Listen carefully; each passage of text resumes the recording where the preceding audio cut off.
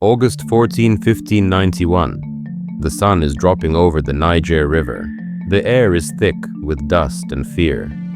Outside the city of Gao, tens of thousands of black soldiers stand shoulder to shoulder, spears in their hands, faith in their hearts. They belong to the greatest black empire on earth, the Songhai Empire.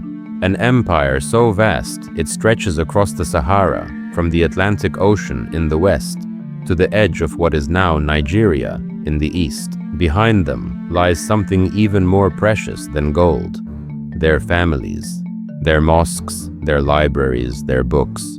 Across the plain, a much smaller force waits in the heat. 4,000 men, hired guns. They have something the Songhai warriors have never faced at this scale: firearms, arquebuses, early rifles, metal tubes that spit fire and death. These mercenaries march under orders from a sultan far away in Marrakesh, a ruler who wants one thing: the gold mines and trade routes of Songhai. He does not care how many Africans die for his ambition. Imagine the sound as the first shots crack through the desert air. Warriors who have never seen a gun flinch, then fall. Horses rear up and collapse. Shields are useless. Spears cannot reach that far. Men who had never feared any enemy suddenly watch their brothers drop before they even touch the enemy line. The ground that once carried caravans of scholars and traders is now soaked in blood. Inside the cities of Gao and Timbuktu, news travels fast. Mothers clutch their children. Old men who remember earlier wars sit in silence. Scholars in their white robes keep teaching, but their voices shake. They have seen empires rise and fall, but nothing like this. This is not a fair fight. This is technology turned into terror. This is the beginning of the end for the greatest black empire of its age. In Timbuktu, the fear is different. There, the heart of Songhai beats in ink and parchment. In rooms lined from floor to ceiling with leather-bound manuscripts, men sit cross-legged copying texts by hand. Astronomy, law, mathematics, medicine, theology, history. One family library holds more than 1,600 books. In an age when most European families might own a few precious volumes, one black scholar in Timbuktu can own more than an entire European village. Now imagine the smell of smoke creeping into those rooms. Not the smoke from cooking fires, a harsher smell: burning wood, burning leather, burning paper. Soldiers kick in doors. They grab stacks of manuscripts and toss them into the streets. Flames rise. Words that took centuries to gather vanish in minutes. Names disappear. Ideas vanish. A whole intellectual universe goes dark. You were never taught this in school. You were taught that Africa was a place without history, a place of tribes, not empires, a place of drums and huts, not universities and libraries. You were shown chains, plantation fields, auction blocks. You were told your story started at the bottom of a slave ship. You were told your ancestors were primitive, waiting for someone else to bring them light. That is not the truth. Before plantations, before Jim Crow, before redlining and mass incarceration, your ancestors built an empire that controlled an enormous slice of the known world. They built universities in the desert. They trained judges, doctors, scientists, and theologians. They wrote books, not just read them. They debated law at a level many European courts could not match. They traveled to Mecca and Cairo as intellectual, equals not as beggars. So why did nobody tell you? Why did nobody say the words Songhai Empire when you were a child in history class? Why did nobody teach you that, in the year 1500, the city of Timbuktu had around 25,000 students studying at one time? More than many European universities combined. Why did nobody tell you that this empire, your empire, was destroyed by a calculated invasion?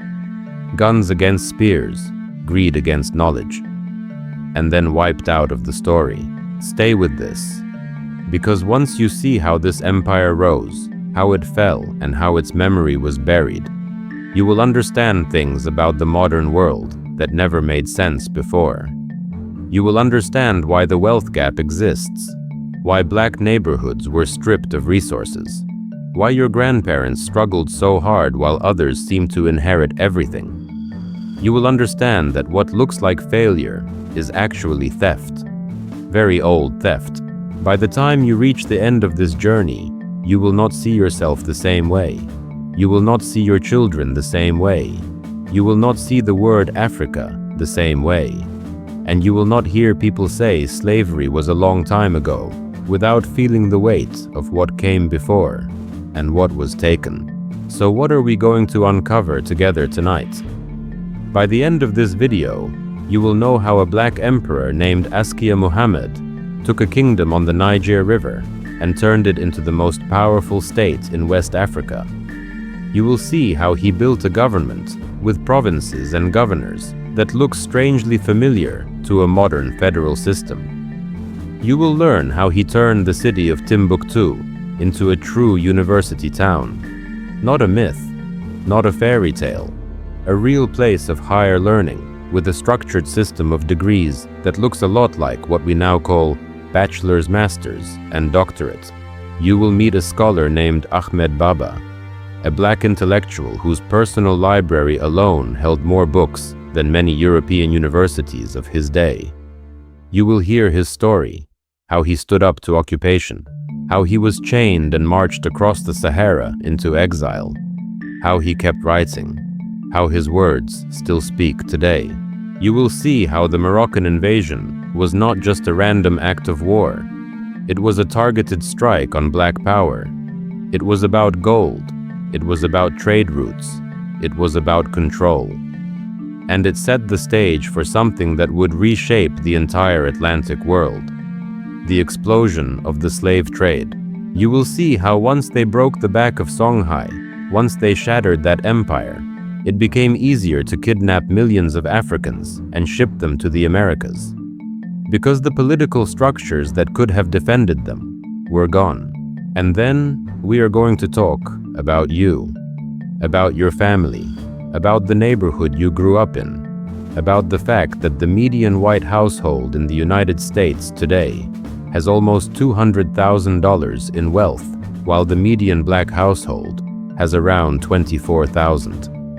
That is not an accident. That is not about work ethic. That is about centuries of stolen wealth, starting long before the first auction block in Virginia. This is not just some story from far away. This is your story. Your grandparents and great-grandparents lived on the back end of this theft. You live with its consequences today. But hearing this truth is not about staying in pain. It is about reclaiming pride, reclaiming identity, reclaiming a sense of divine purpose. They tried to erase empires. They did not succeed. Because you are here, listening, learning, remembering. So let us step into this story from the beginning. Let us walk into the streets of a city the world turned into a punchline. Timbuktu, a name people use as a joke for the middle of nowhere. But 500 years ago, Timbuktu was the center of the world. Picture this. It is the year 1498. The Niger River glows under the sun. Caravans arrive from the north, camels weighed down with salt blocks from Tagaza, and goods from as far as Fez and Cairo. Boats glide along the river carrying cola nuts and grain from the south. At the meeting point of these routes stands a city of mud brick buildings, the color of the desert itself. This is Timbuktu. You walk through its streets and hear voices reciting verses, debating legal cases, discussing philosophy. You see students under the open sky, gathered around teachers who speak with authority. They sit in circles on mats, ink pots at their feet, pages spread out in front of them. They are copying, commenting, memorizing. In one corner of the city stands Sankore, a mosque, a university, a spiritual and intellectual center. Its minaret rises like a stairway of earth into the heavens. It does not look like the tall stone towers of Europe, but do not let the style fool you. Inside this complex, a structured system of learning has been built over generations. A young student begins with the basics: reading, writing, reciting sacred texts.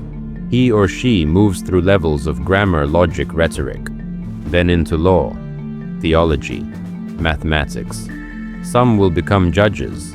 Some will become scholars who produce commentaries that others study for centuries. The highest circle of scholars advise the emperor himself. They carry a title that means something like the circle of knowledge, the inner ring, the ones trusted to interpret law and guide leaders. This is not random. This is not casual. This is a four-level system that mirrors what we now call undergraduate, graduate, doctoral, and postdoctoral study. And it is happening in the 15th century. In a black empire in the Sahara, walk into a private home in Timbuktu at this time. You might see shelves carved into the mud brick walls. On those shelves you see leather-bound volumes stacked and labeled: astronomy treatises, medical manuals, works on geometry, collections of poetry, biographies, historical chronicles. One family might own 100 books, another family 300. The family of a man like Ahmed Baba, 1600. Think about that. While most Europeans in this period are illiterate, while many European nobles have to hire scribes to read letters to them, black families in Timbuktu are building private libraries that rival small universities. They buy and sell books, like we buy and sell houses and cars. At the same time, something else is happening across the desert, in cities like Marrakesh and Fez, in courts where sultans count their coins and dream of expanding their power. Word has spread about Songhai, about the gold mines its rulers control, about the taxes collected on salt slaves and goods that pass along the trans-Saharan routes. To rulers hungry for resources, the wealth of Songhai looks like a feast laid out on a table. To understand how this empire came to be and why it became such a tempting target, you need to meet the man who turned Songhai from a powerful kingdom into a true empire. Askia Muhammad. He was not born with a crown on his head. He was born Muhammad ibn Abi Bakr in the city of Gao around the year 1443. Gao sits on the east bank of the Niger River. At that time, Songhai is already a significant kingdom, ruled by a dynasty known as the Sunni. One of the greatest of those earlier rulers is Sunni Ali, a fierce warrior, a man both celebrated and criticized in the chronicles. He expands Songhai by force, conquering cities like Timbuktu and Jenne. He is feared for his ruthless tactics and admired for his strength. Muhammad serves under Sunni Ali as a general. He is a soldier, a strategist. But he is also deeply committed to his faith. He values Islamic law. He respects scholars. He listens to judges who speak from scripture and tradition. In his mind, a great empire is not just strong. It is righteous. It is ordered. It is guided by law. When Sunni Ali dies in 1482, his son Sunni Baru takes the throne. Many in the empire question Sunni Baru's commitment to Islamic law. They do not see him as a just ruler. They do not trust his religious practice. That tension grows for years. It is not just theology. It is about what kind of empire Songhai will be. Will it be ruled by raw force or by law and learning? In 1493, Muhammad makes his move. He challenges Sunni Baru for the throne. Their forces meet near a place called Anfao. On one side, the established dynasty. On the other, a general who believes the empire must be reformed. The battle is fierce. When the dust settles, Sunni Baru's forces are defeated. Muhammad seizes power. He takes the title Askia, a word that marks the beginning of a new dynasty. Askia Muhammad rules for 37 years, from 1493 to 1530. Under his leadership, Songhai becomes the largest and most organized empire West Africa has ever seen. He divides the empire into provinces, each governed by a trusted official. He creates layers of authority: governors, judges, tax collectors, local chiefs, each with specific duties. He insists that judges be trained scholars who can interpret law correctly. He creates a standing army with specialized units, including a river navy that controls the Niger. He standardizes weights and measures. Traders moving from one city to another do not have to guess at how much a pound of salt weighs in each market. That certainty makes trade flow faster. It means the government can collect taxes more efficiently. It creates stability. He also reforms taxation. Instead of random demands and bribes, taxes become more predictable. People know what is expected of them, at least in theory. Corruption still exists. No human system is perfect. But compared to many kingdoms around it, Songhai under Askia looks orderly, structured, stable. Askia Muhammad is not just a bureaucrat. He is a deeply religious man. In 1496, he leaves on the Hajj, the pilgrimage to Mecca. He travels across the Sahara with a huge entourage. Some chronicles speak of 1,500 soldiers and attendants. Caravans loaded with gold gifts and goods. This is not a quiet personal journey. It is a statement to the Muslim world. Songhai is here, powerful, devout, rich. In Cairo and Mecca, Askia meets other rulers and scholars. He negotiates trade deals. He brings back advisors. He hears legal opinions from experts in different schools of thought. When he returns to Gao, he uses what he learned to refine his own legal and administrative systems. He appoints judges trained in Islamic law. He leans on scholars to help resolve disputes, especially in cities like Timbuktu and Jenne, where the intellectual class is strong. Under Askia, Timbuktu enters a golden age. Scholars there are given official recognition and support. Some become Qadi's judges who preside over courts. Others teach in the mosques and private homes. When people describe Songhai at its peak, they talk about its military strength and its economic power. But the soul of the empire sits in those classrooms and libraries. Imagine the daily life of one of these scholars. Sunrise. The call to prayer echoes over the rooftops. After prayer, students gather. The teacher sits with a text in front of him. Students read a passage aloud. The teacher explains each phrase.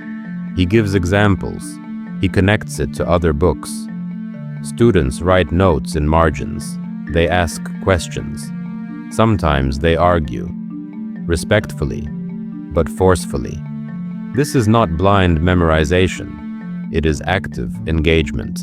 In the afternoon, a group might switch to a different subject. Astronomy. They lay out a chart of stars. They talk about how to calculate the start of a new month. They look at eclipses. They connect the movements of the heavens to calendars and rituals. At night, by light of oil lamps, scribes keep copying manuscripts. Every page they complete becomes part of the growing intellectual treasury of Songhai. Now bring your attention back to Ahmed Baba. He is born into this world in 1556. His full name is Ahmad ibn Ahmad al-Takruri al-Masufi al-Timbukti, but we call him Ahmed Baba of Timbuktu. His family is part of the scholarly elite. From a young age, he is surrounded by books. He studies law, theology, grammar, rhetoric, logic. He memorizes texts. He writes commentaries. By his 30s, he is recognized as a major scholar. He teaches. He issues legal opinions. He writes books about biography and law. His personal library holds around 1,600 volumes. Think about that number again. 1,600. At a time when some European universities can barely claim a few thousand volumes in their entire collection. One black scholar in Timbuktu has a library that could rival early Harvard in size. Ahmed Baba is not just a book collector. He is a thinker who pushes back against injustice. In his writings on slavery, he argues that no free Muslim, regardless of skin color or origin, can be enslaved lawfully. In a time when traders are beginning to justify enslaving black Africans with cheap excuses, his words stand as a rebuke. He is saying, in effect, that blackness does not make a person a slave. Law and faith matter more than skin. While he writes and teaches, the world around him is changing. To the north in Morocco, a ruler named Ahmad al-Mansur sits on the throne. He wants to strengthen his position against European powers, Portugal, Spain. He needs money. He sees the trade routes and gold mines of Songhai and starts to dream. Moroccan forces test Songhai's defenses with smaller raids in the 1580s. They hit places like the Taghaza salt mines. They probe. They measure the response. They learn a crucial fact. Songhai is strong in numbers, brave in battle, but its warriors fight with spears, bows, and swords. Morocco has firearms, imported from Europe and the Ottoman world. In 1590, Ahmad al-Mansur makes his decision. He will send an army across the Sahara, not a massive army, but one with guns. He selects a man named Judar, a Spanish-born soldier who was captured as a boy and raised as a slave in Morocco. Judar becomes a pasha, a commander. He leads a force of perhaps 4,000 men, including many with arquebuses. They march south, across the desert, hundreds of miles of sand and stone. Camels stagger under the weight of supplies and weaponry. Men die along the way, but enough survive to reach Songhai territory. Word spreads quickly. An army with guns is approaching. The Songhai ruler at this time, Askia Ishak II, gathers a large force.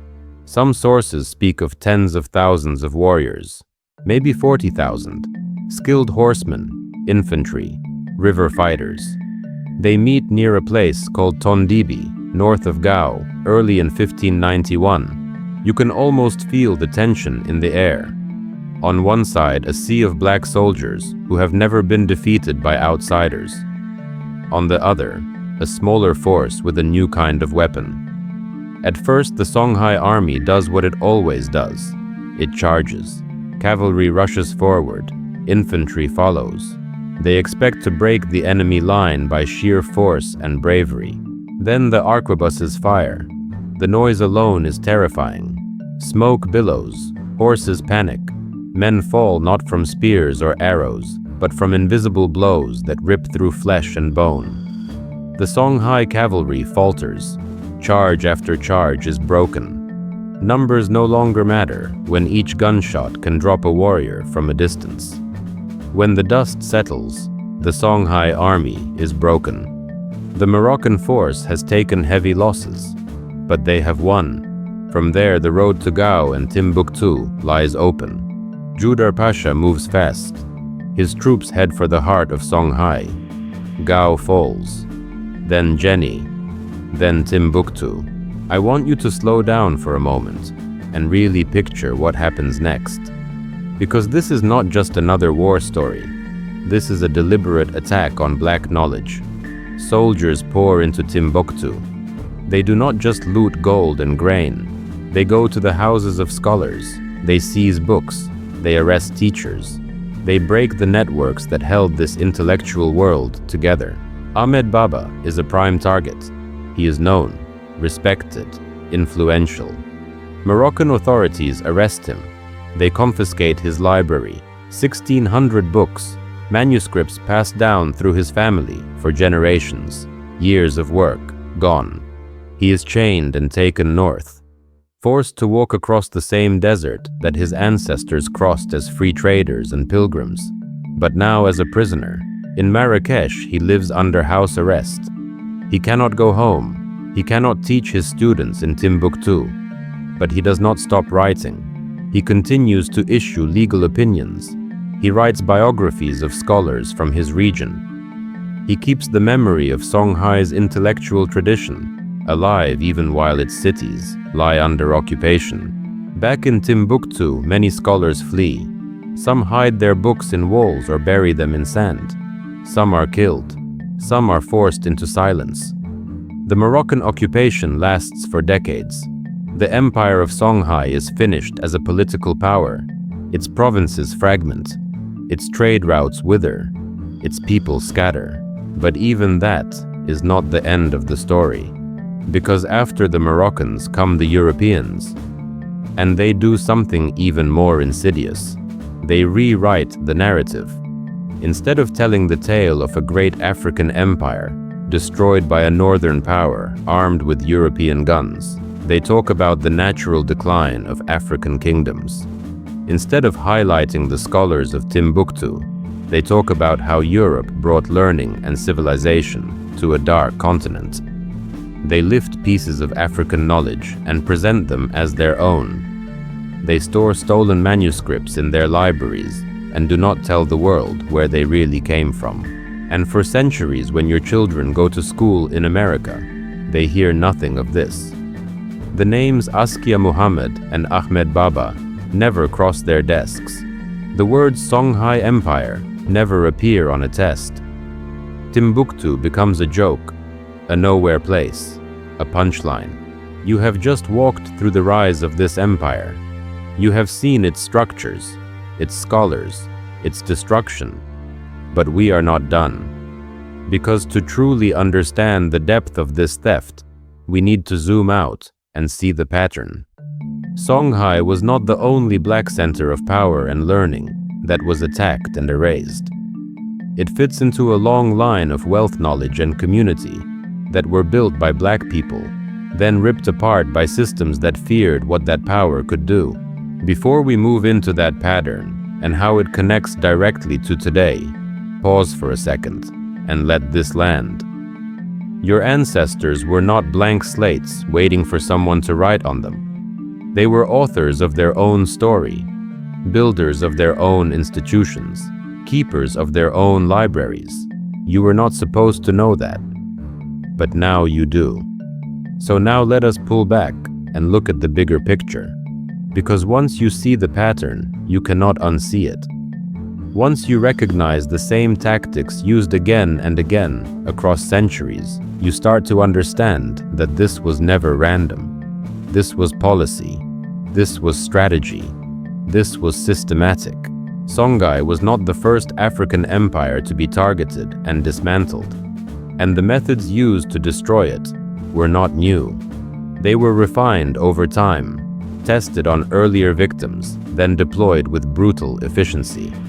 Let us go back a few hundred years before Songhai reached its peak. The Mali Empire. You may have heard of Mansa Musa, the king who went on pilgrimage to Mecca in 1324 with so much gold that he caused inflation in Egypt. His caravan was legendary, thousands of people, camels loaded with gold bars, slaves dressed in silk, gifts for rulers along the way. When he passed through Cairo, he spent and gave away so much gold that the price of the metal dropped for years. That story gets told sometimes. But what does not get told as often is what happened to Mali after Mansa Musa died.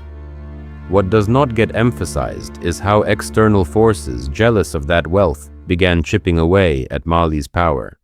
In the 1300s and 1400s, Tuareg groups from the north, backed by rulers who wanted control of trade routes, raided Mali's cities. They occupied Timbuktu before Songhai took it back.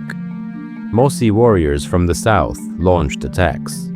The goal was always the same: seize the trade hubs, control the gold, disrupt the networks that made Mali rich. Mali weakened, not because its people were lazy or unskilled, but because external enemies wanted what Mali had. And when internal succession disputes arose, those external forces took advantage. They pushed harder. Mali shrank, fragmented. Eventually, Songhai rose to fill the vacuum. Notice the pattern. A black empire builds wealth. Outsiders attack. The empire falls or shrinks. Then the story gets rewritten, as if the empire just failed on its own. Now move forward to the decades before Songhai's final collapse. Morocco had been testing Songhai's defenses for years. In 1585, Moroccan forces raided the Takhaza salt mines in the northern Sahara. Salt was traded pound for pound with gold in some markets. Controlling those mines meant controlling massive wealth. Askia Ishak II pushed them back, but Morocco learned something crucial in that fight. Songhai had numbers and courage, but no guns. Sultan Ahmad al-Mansur knew he could not just walk into Songhai and take what he wanted. The distance was too great, the desert too harsh. So he armed his troops with European weapons, arquebuses from Portugal and Spain, cannons. The same European powers that were beginning to circle the African coast, setting up forts and slave trading posts, supplied the weapons that would break the back of the greatest black empire of the age. Think about that for a second. Europeans did not have to invade Songhai themselves. They armed a North African proxy. Let Morocco do the dirty work. Then once Songhai was shattered, the path was clear for European slave traders to move deeper into West Africa without facing organized resistance from powerful states. After the Battle of Tondibi in 1591, Moroccan forces occupied Songhai's major cities, but they did not rebuild. They extracted. They collected taxes. They seized gold. They hunted down scholars who might organize resistance. For 70 years, from 1591 to around 1660, Moroccan governors ruled over a broken empire. Trade routes collapsed. The population of Timbuktu, once as high as 100,000, dropped to 20,000 or less. Libraries that survived the initial invasion were looted piece by piece. Manuscripts were sent north to Marrakesh, Fez, and other Moroccan cities, where they sit in private collections to this day. During this time, scholars who stayed in Timbuktu lived in fear. Teaching became dangerous. Writing became risky. Families hid their books. They buried them in the sand. They sealed them in walls. They passed them down in secret generation after generation, not knowing if anyone would ever value them again. Meanwhile, on the West African coast, European powers were building forts. The Portuguese, the Dutch, the English, the French. By the 1600s, the transatlantic slave trade was exploding. Ships were crossing the ocean loaded with human cargo. Millions of Africans torn from their homes, sold, chained, shipped to plantations in the Americas. Here is the connection that nobody talks about. The destruction of Songhai and the rise of the transatlantic slave trade are not separate stories. They are chapters in the same book. When you destroy a centralized empire, when you break its military, when you scatter its scholars, when you make its trade routes unsafe, you create chaos. In that chaos, raiders and slavers thrive. There is no organized force to stop them. No emperor to send armies to defend villages. No judges to hold kidnappers accountable. The political structures that could have resisted the slave trade were deliberately dismantled first. Songhai falls in 1591. Within a generation, the number of enslaved Africans crossing the Atlantic skyrockets. Coincidence number strategy. You see the same pattern later in history, just on different continents. Every time black people build something, it gets destroyed. And then the story gets erased or twisted. Jump forward 300 years. Tulsa, Oklahoma, 1921. A neighborhood called Greenwood. Black Wall Street. Black families own businesses, hotels, theaters, law offices, medical practices, grocery stores. They have their own economy. Wealth circulates within the community. Some families are making serious money, building generational wealth. Then on May 31st and June 1st, 1921, a white mob armed and deputized by local authorities attacks. They burn 35 city blocks. They drop incendiary devices from airplanes. They shoot people in the streets. They loot homes and businesses. 300 people, maybe more, are killed. Over 1,000 homes destroyed. Churches burned. Schools leveled. And then the city changes the zoning laws and fire codes so that black families cannot rebuild in the same way. Insurance companies refuse to pay claims. The massacre is erased from textbooks for 75 years. 3 generations of Oklahomans, black and white, grow up not knowing it happened. Does that sound familiar? Destroy the economic base. Kill the leaders. Burn the records. Change the laws to prevent rebuilding. Erase it from history. Rosewood, Florida, 1923. A thriving black town. Families own land. They have businesses. A white mob from nearby towns attacks. They burn every building. They kill residents. Survivors flee into the swamps. The town is wiped off the map. Literally, it ceases to exist. For decades, it is not mentioned in Florida textbooks. Wilmington, North Carolina, 1898. Black people hold political power in the city. They own newspapers. They serve in government. White supremacists launch a coup. They kill black residents. They destroy the offices of a black-owned newspaper. They force elected officials out at gunpoint. They install their own government. This is the only successful coup in American history, and it is barely taught. Elaine, Arkansas, 1919.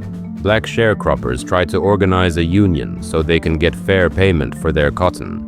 White mobs with the help of federal troops massacre them. Estimates range from 100 to over 800 dead. Mass graves. No real investigation. The story is buried. Do you see it now? The same script over and over. Black people build. Black people organize. Black people accumulate wealth or power. Then it is taken. Violently. Systematically. And then the history is erased, so the next generation does not even know what was stolen. This is not ancient history. Tulsa survivors were alive into the 21st century. Some of their children are alive today. Your grandmother or great-grandmother may have lived through the tail end of this era, when black towns and neighborhoods were still being destroyed or swallowed up by urban renewal and highway projects that conveniently cut through thriving black communities. The tactics change slightly. In Songhai, it was Moroccan soldiers with guns. In Tulsa, it was white mobs with torches and planes. In the 1950s and 60s, it was urban planners with bulldozers calling it progress, while they demolished black neighborhoods to build highways and stadiums. In the 70s and 80s, it was the war on drugs and mass incarceration, pulling black men out of communities and locking them in cages. In the 2000s, it is gentrification, pushing black families out of neighborhoods their grandparents built because they can no longer afford the rent. Different tools, same goal. Keep black people from accumulating and holding onto wealth, power, and knowledge. Now let us talk about how they erased the story, because destroying the thing is only half the battle. If people remember what was destroyed, they might rebuild. They might demand justice. They might ask for what was stolen back. So you have to control the narrative. You have to make sure the next generation does not know what their grandparents had. After the Moroccan invasion, the occupiers did not just steal books. They tried to control who could teach and what could be taught. They installed their own officials. They taxed the remaining scholars into poverty. They shipped the most valuable manuscripts north. And they made it dangerous to talk about the old empire with pride. When the French colonized Mali in the late 1800s, they imposed new laws. French became the language of government and education. Teaching in Arabic or local languages was restricted. The curriculum was designed to make Africans see themselves as inferior and France as the bringer of civilization. Students learned about French kings and European wars. They learn next to nothing about Songhai or Mali, or the scholars of Timbuktu, even though those scholars had lived in the very cities where the students sat. One particularly cruel French legal code, called the Indigenat, allowed authorities to imprison Africans without trial for almost any reason. If a teacher tried to teach traditional subjects or inspire pride in African history, that teacher could be arrested for inciting resistance. The legal system itself became a tool of erasure.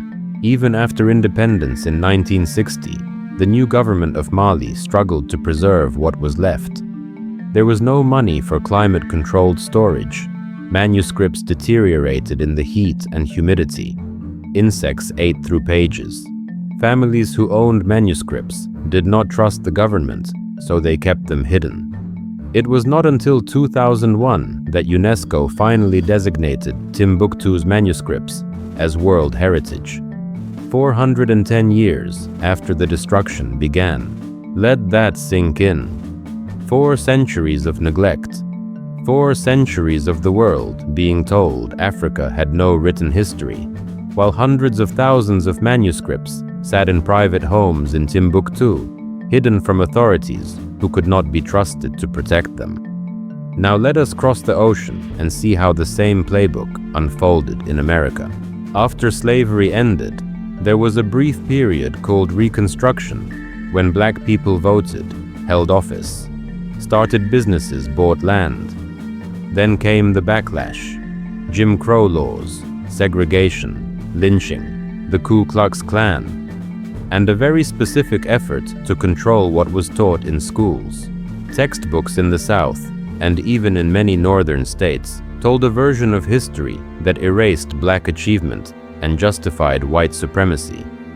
Slavery was described as a benign institution where enslaved people were cared for by kind masters. The Civil War was said to be about states' rights, not slavery. Reconstruction was portrayed as a mistake, a time when ignorant black people and corrupt northerners tried to rule the South. The Klan was sometimes described as heroes who restored order. This was not just Southern propaganda. These textbooks were used across the country. Generations of American children, black and white, learned a completely false history. And because most teachers were taught the same lies, they passed them on without question. Black scholars tried to fight back. W.E.B. Du Bois wrote detailed histories correcting the record. Carter G. Woodson started Negro History Week, which eventually became Black History Month, because he knew that if black people did not tell their own stories, no one else would. But their work was marginalized. It was not included in mainstream textbooks. It was not taught in most schools. You had to seek it out. Even today, the fight continues. In 2023 and 2024, states like Florida passed laws restricting how race and history can be taught. African American studies programs are banned or gutted. Books are pulled from libraries. Teachers are afraid to discuss topics like systemic racism or the Tulsa Massacre because they might lose their jobs. Why? Because the truth is dangerous. The truth makes people ask questions. If black people built wealth in Tulsa and it was destroyed, who owes them? If black scholars in Timbuktu had massive libraries and they were stolen, where are those manuscripts now, and who profited? If redlining and urban renewal deliberately destroyed black neighborhoods, should there be reparations? Those questions threaten the current order. So the strategy is to keep people from asking them. And the way you do that is to control education. Leave Songhai out of the textbooks, downplay Tulsa, call it a riot, not a massacre, blame the victims, say they were too aggressive, too uppity, too ambitious. Make it seem like they brought it on themselves. At the same time, control the media. In the early 1900s, when European explorers reached Timbuktu, their journals expressed shock at finding libraries and universities. But when those journals were published, editors focused on the explorers' disappointment that the city was not covered in gold, not on the intellectual treasure they found. The narrative became, Timbuktu is a dusty, forgotten ruin. Not Timbuktu was a center of learning, destroyed by invasion and colonization. Hollywood picked up that narrative. Timbuktu became a punchline, a place so far away and irrelevant that you use it as a metaphor for nowhere. Bugs Bunny makes jokes about it. Movies use it to mean the ends of the earth. Nobody thinks of it as Oxford or Cambridge. Nobody connects it to genius scholarship and black intellectual tradition. And when documentaries are made about African history, they focus on Egypt, which many people still imagine as separate from Black Africa, or on the horrors of the slave trade. You rarely see primetime specials about the empires, about the universities, about the wealth, because that does not fit the narrative that has been sold for 500 years. Even today, social media algorithms do not favor content about Black empires. Creators on YouTube and TikTok who talk about Songhai or Tulsa often find their videos suppressed, demonetized, or shadow banned. The system is designed to keep certain stories from spreading. Because if millions of Black people, especially young Black people, suddenly learned the full truth about what their ancestors built and what was stolen, the conversation about reparations, about wealth, redistribution, about justice would explode. That is why they bury it. That is why your history teacher spent 3 weeks on ancient Rome and 0 days on Songhai. That is why you can name 5 European Renaissance artists, but probably cannot name a single scholar from Timbuktu. Now let us bring this forward into your life. Because this is not just about old books and distant battles. This is about why your family rents instead of owns. Why your neighborhood has no grocery stores, just liquor stores and check cashing places. Why the school your kids go to has broken windows and outdated textbooks, while the school across town has a swimming pool and new laptops. The median white household in the United States has about $188,000 in wealth. The median Black household has about $24,000. That is not 8 times. That is almost 8 times. An 8-to-1 gap. People look at that number and say, well, Black people need to work harder, make better choices, stop having kids out of wedlock, pull themselves up by their bootstraps. That is a lie designed to hide theft. Your ancestors in Songhai controlled trade routes worth billions in today's money. They owned land. They had businesses. They educated their children in universities. If Songhai had not been destroyed, if those systems had continued, West Africans and their descendants would have inherited that wealth. It would have compounded over generations. But instead, the empire was shattered. The wealth was stolen, and the survivors were enslaved. Let me walk you through the math. If your ancestor in 1600 had accumulated the equivalent of $100,000, and that wealth had been passed down and invested at a conservative 5% annual return by today, that $100,000 would be worth over $1.5 billion. Billion, with a B. But your ancestor did not get to invest that wealth. Your ancestor was kidnapped, chained, and sold. For 250 years, your family worked for free, generating wealth for someone else, building someone else's generational fortune. Then after slavery ended, every time your family tried to build again, it was destroyed. Tulsa, Rosewood, Wilmington, urban renewal, redlining, mass incarceration. Redlining alone cost Black families trillions in wealth. From the 1930s to the 1960s, the federal government literally drew red lines on maps around Black neighborhoods and said no loans here. Banks would not give mortgages to Black families in those areas. So Black people could not buy homes, could not build equity, could not pass wealth to their children. Meanwhile, white families bought homes with government-backed loans, watched those homes appreciate in value, and passed that wealth down. That is why the wealth gap exists. Not because of different work ethics, because of policy. Deliberate racist policy. Then came the war on drugs. In the 1980s and 90s, crack cocaine flooded black neighborhoods.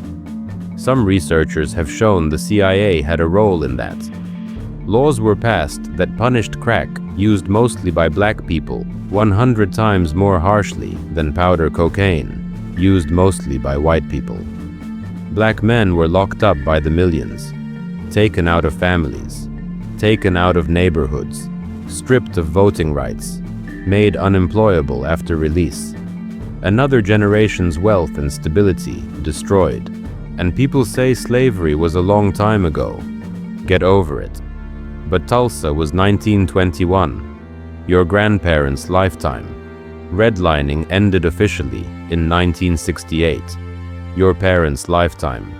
Mass incarceration exploded in the 80s and 90s, your lifetime. The theft is not old, it is ongoing. When people talk about reparations, they act like it is asking for a handout. No, it is demanding payment of a debt that has been growing for 400 years, with interest. If the United States government can pay reparations to Japanese Americans interned during World War II, and it did, then it can pay reparations to the descendants of enslaved Africans. If Germany can pay reparations to Holocaust survivors and their descendants, and it did, then America can pay reparations to Black Americans. The precedent exists. The moral case is clear. The only thing missing is the will. But here is the thing.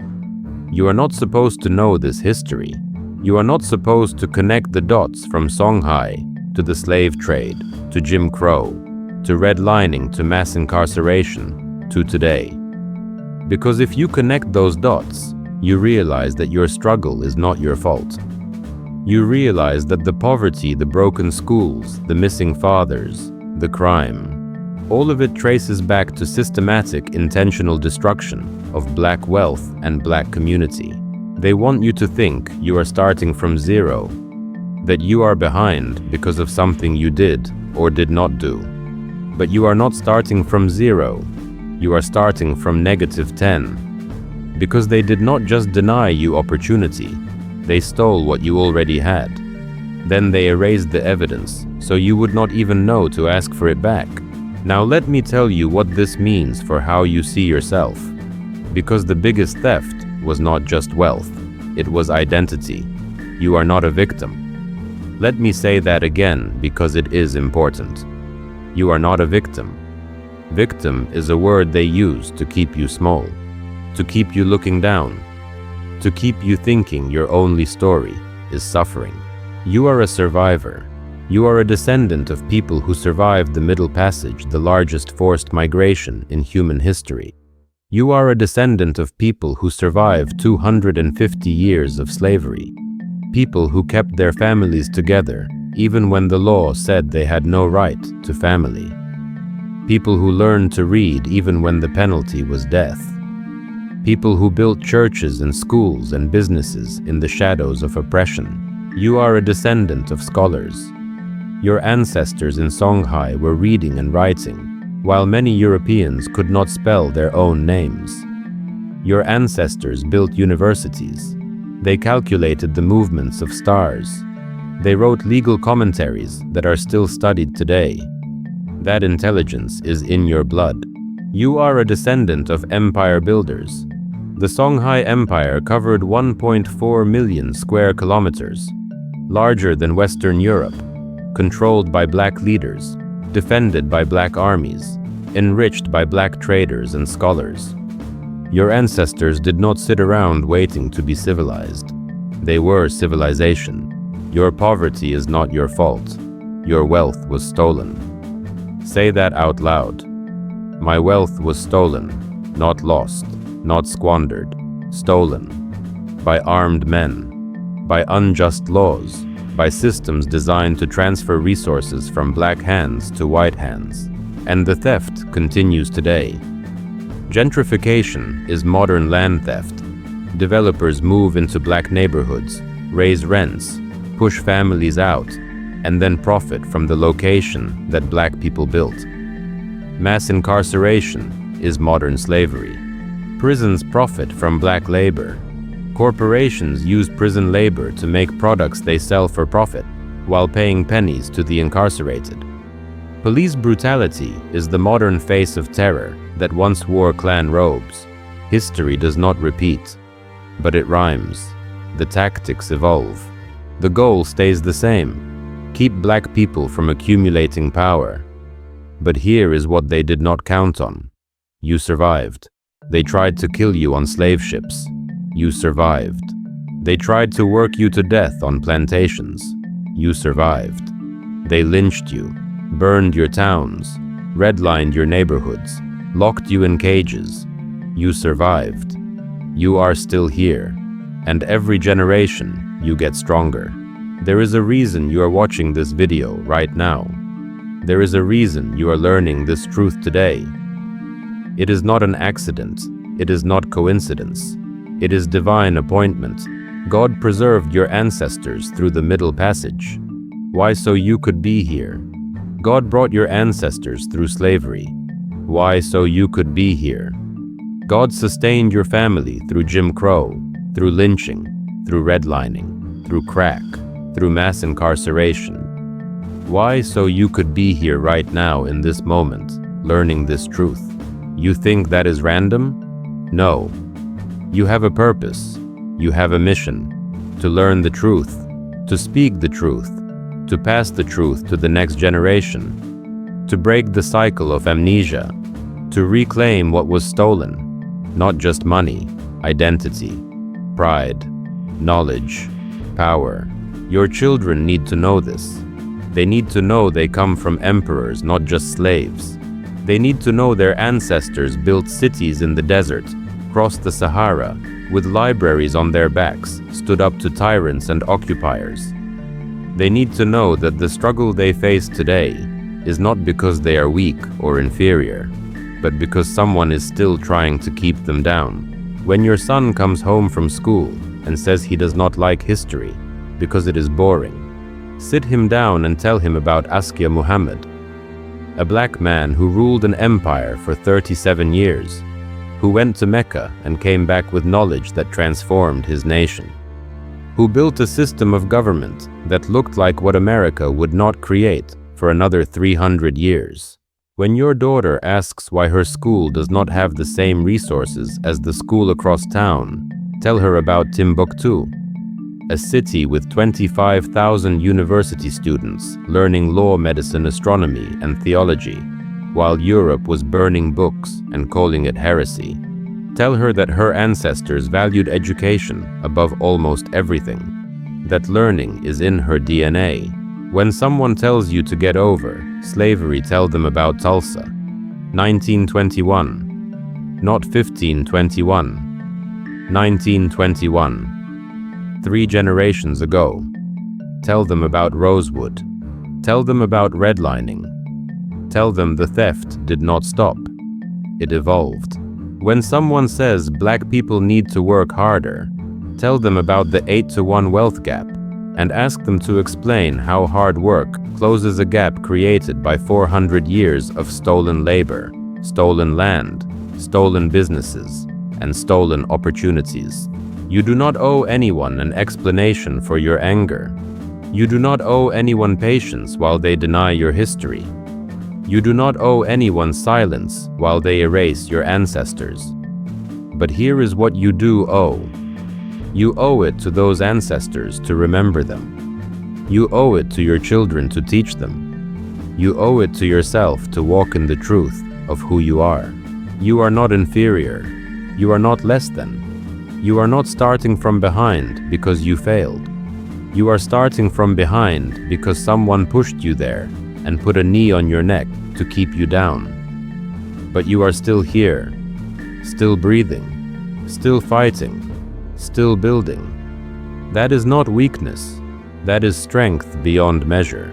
So if this video has opened your eyes, if you are feeling something rising up in your chest, I need you to do something right now. I need you to comment the word Songhai below. Let me know you are learning this for the first time. Let me know this is hitting you. Because YouTube does not want you to see this. The algorithm buries videos like this. They would rather show you music videos and sports highlights and drama. Anything to keep you distracted. But every comment, every like, every share tells the algorithm that people want this, that this matters, and it forces YouTube to push it to more people. You have power. Use it. Hit that like button if you are tired of the lies. If you are done with the half-truths and the erasure. If you want your children to know the full story, and share this video. Do not just watch it and move on. Send it to your family group chat, post it on Facebook, text it to your friends, put it in your church bulletin. This is your history. Our history. It belongs to all of us, and we have to be the ones to preserve it, because the schools will not, the textbooks will not, the system will not. They erased Songhai for 400 years. They are not going to suddenly start teaching it now, unless we force them to. So comment Songhai, like, share, make noise. Let them know we are awake. Let them know we remember. And we are just getting started.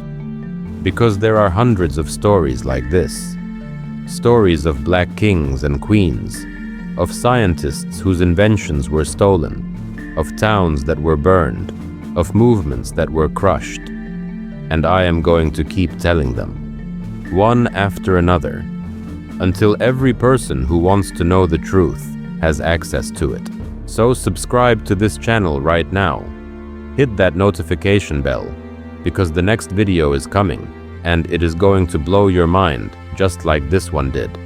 We are going to talk about the West African kingdoms that refused to participate in the slave trade and were destroyed for it. We are going to talk about black inventors whose patents were stolen. We are going to talk about modern reparations movements and why they are not just justified, but overdue. This is not just a channel. This is a movement.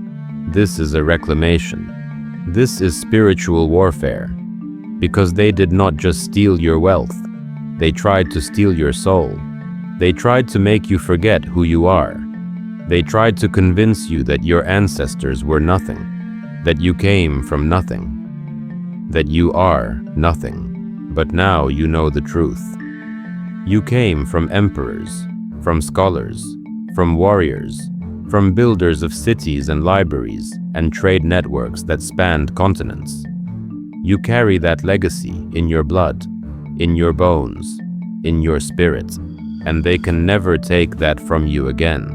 So one more time, comment Songhai, like this video, share it everywhere, tell your children, tell your friends. Do not let this be another piece of knowledge that dies with your generation. Pass it on. That is how we win. That is how we break the cycle. That is how we restore what was stolen. Now before we close, I want to pray with you. Because this is not just about history. This is spiritual. This is about identity. This is about purpose. And I believe that God has brought you to this moment for a reason. Let us pray. Father God, we come before you with hearts that are heavy and full at the same time. Heavy because we have learned the depth of the injustice, the scale of the theft, the pain of erasure, but full because we have also learned the truth of who we are, the greatness of our ancestors, the strength in our lineage. We thank you for preserving this truth for over 400 years.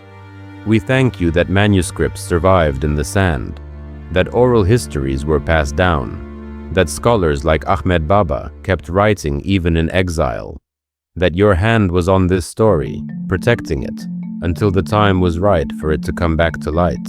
We thank you for the warriors who came before us, for Askia Muhammad, who built an empire on justice and knowledge, for Ahmed Baba, who refused to bow even when they chained him, for the unnamed scholars who buried their books and prayed that someday someone would find them and remember.